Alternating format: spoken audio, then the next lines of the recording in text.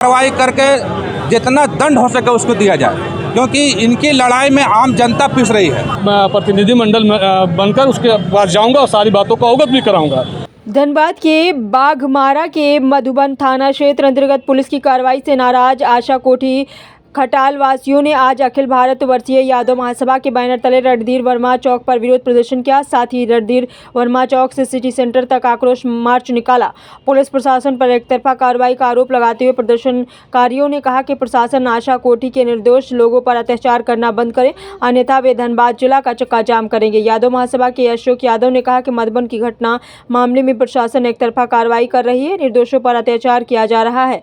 ऐसी स्थिति में पूरा यादव समाज सड़क पर उतरने को बाध्य होगा। कहा कि आरोप में कारू यादव सहित अन्य आरोपियों को पुलिस गिरफ्तार की है तो सांसद चंद्र प्रकाश चौधरी पर भी कार्रवाई करें। यादव समाज के प्रदेश उपाध्यक्ष सुधीर कुमार यादव ने कहा कि मामले में पुलिस एकतरफा कार्रवाई कर रही है।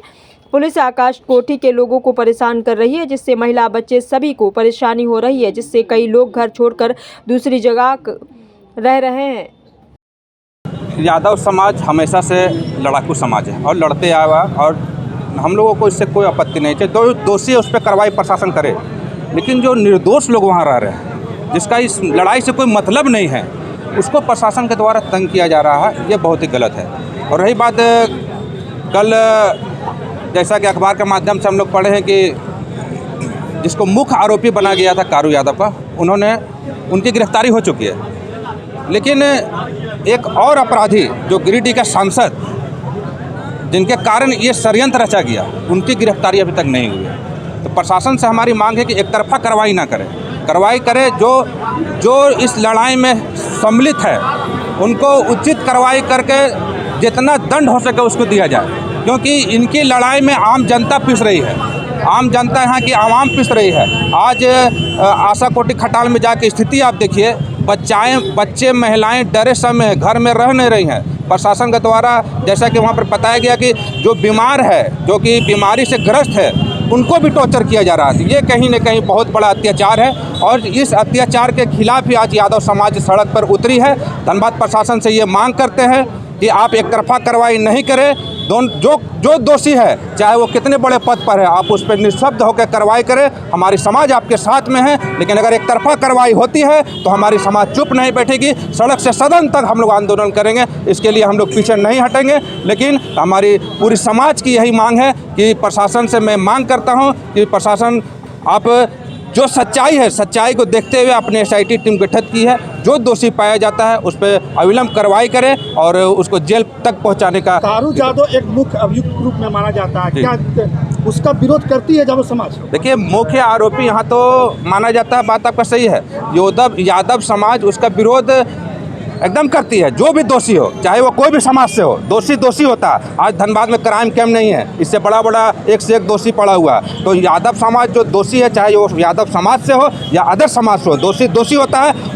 उसके खिलाफ हम लोग हमेशा रहे, चाहे वो यादव रहे, चाहे कोई भी जाति रहे। लेकिन दोषी अगर अनेक हो तो कार्रवाई अनेकों पे होना चाहिए, एक पे नहीं होना चाहिए। अभी क्या चाहते हैं, क्या इंसाफ चाहते हैं? अभी इंसाफ हम लोग यही चाह रहे हैं प्रशासन से कि एक तो अपना गिरफ्तारी दे चुके हैं, अब जो दूसरा आरोपी है गिरिडीह सांसद, उनको भी गिरफ्तार किया जाए।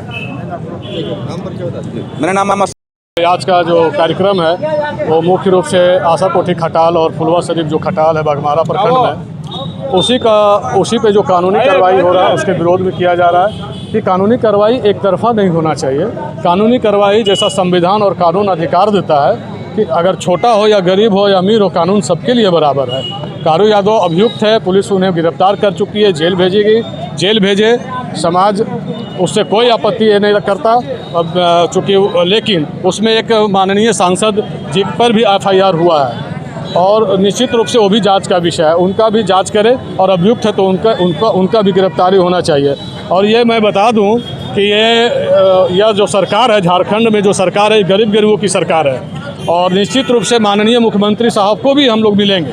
हमारा प्रतिनिधिमंडल आगामी डेट तय करके हम लोग माननीय मुख्यमंत्री साहब को, माननीय आदरणीय स्पीकर साहब हमारे रविंद्रनाथ महतो जी को भी सब सारी चीज़ों से अवगत करा चुका हूँ, और हम लोग एक प्रतिनिधिमंडल बनकर उसके पास जाऊँगा और सारी बातों को अवगत भी कराऊँगा।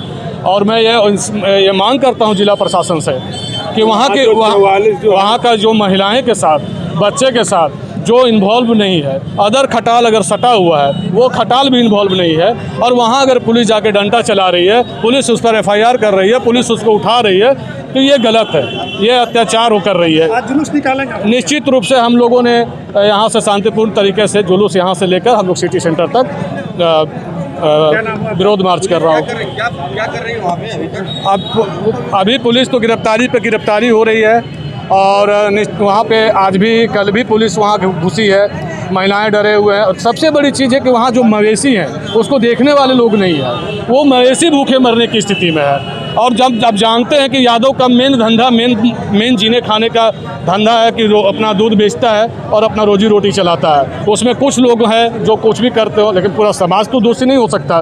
किसी का भी जाति विशेष को टारगेट ना करे प्रशासन इस पर अविलंब कार्रवाई करे। कुछ लोगों के घर से बंदूक वगैरह बम वगैरह भी बरामद हुआ है। निश्चित रूप से जिसके घर से पुलिस बरामद करी है वो दोषी हैं, उस पर प्राथमिकी दर्ज करे, उसको जेल भेजे। प्रशासन समाज उसका कड़ा विरोध करता है। और एक बात और मैं कहना चाहूँगा कि इसमें SDPO सर चोटिल हुए थे, पूरा यादव समाज उसके लिए खेद प्रकट करता है। एक हमारे होनहार DSP साहब को चोट लगी है, उस हम लोगों को भी आहत हैं, मर्माहत हैं, लेकिन किसी को टारगेट करके पुलिस के साथ झगड़ा नहीं किया गया है। एक पथराव हुआ है, पथराव दो पक्ष हो रहा था, पथराव किसी को लग सकता था, वो पत्थर सिर्फ DSP साहब को ही नहीं, कोई IG होते, DIG होते, कोई विधायक होते, मंत्री होते, आम जन को भी लग सकता था। ये टारगेट करके मारा गया नहीं है, मैं इतना जानता। ये हम लोग आप एकदम निश्चित रूप से स्थानीय है, ऐसी नौबत क्यों आई जो इस तरह की घटना घटी, क्यों, क्या कारण था इसका? पहली चीज़ है कि मैं धनबाद से हूँ, बट मैं इतना जानता हूँ जो मुझे संज्ञान प्राप्त हुई है समाज के माध्यम से कि प्रोटेस्ट था, विरोध हो रहा था, आउटसोर्सिंग कंपनी आई थी। निश्चित रूप से इधर से दो पक्ष का खेमा बनता है, आपको जो चीज़ें होती हैं वो खेमा बना, दोनों पक्ष में बात को लेकर विवाद हुआ। एक तरफ बोल रहा था कंपनी चालू होगा, एक तरफ शायद कंपनी बंद होगा, इसी पे लेकर विरोध बढ़ा, तो गतवा स्थिति